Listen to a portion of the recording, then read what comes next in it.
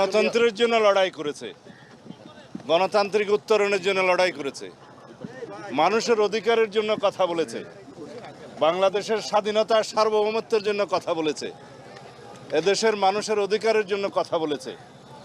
আমাদেরকে ওসমান হাদির এই শোককে জাতীয় শক্তিতে পরিণত করতে হবে, আবেগকে শক্তিতে পরিণত করতে হবে, শান্তিপূর্ণভাবে আমাদের সকল কার্যক্রম পরিচালিত করতে হবে।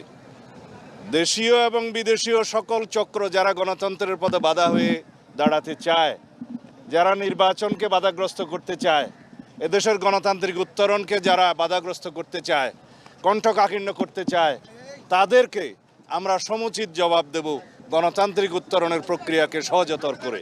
তাহলেই শহীদ ওসমান হাদির রক্তদানকে, আত্মত্যাগকে আমরা সম্মান জানাতে পারবো।